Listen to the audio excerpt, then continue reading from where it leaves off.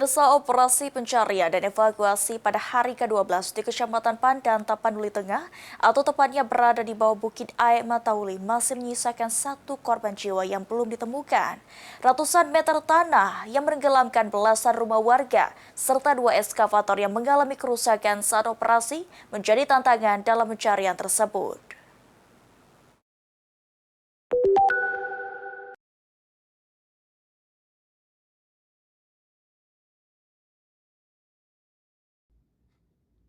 Operasi pencarian dan evakuasi pada hari ke-12 di Kecamatan Pandan, Kabupaten Tapanuli Tengah, Sumatera Utara masih menyisakan satu korban jiwa yang belum ditemukan.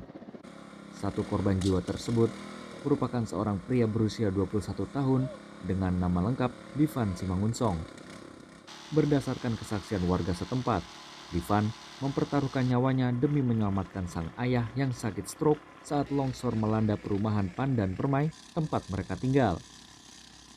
Berbagai kekuatan pun dikerahkan oleh Basarnas dalam melakukan pencarian korban. Dua eskavator dan dua truk pun dikerahkan untuk mengeruk ratusan meter timbunan tanah yang menenggelamkan belasan rumah warga yang bermukim tepat di bawah Bukit Aek Matauli tersebut.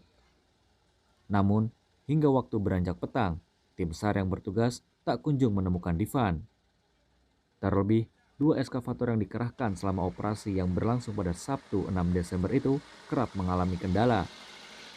Di lokasi lain, tepatnya di Desa Muara Sibuntuon, Kecamatan Sibabangun, tim SAR berhasil menemukan satu korban jiwa bernama Fatieli Hulu dalam kondisi wafat.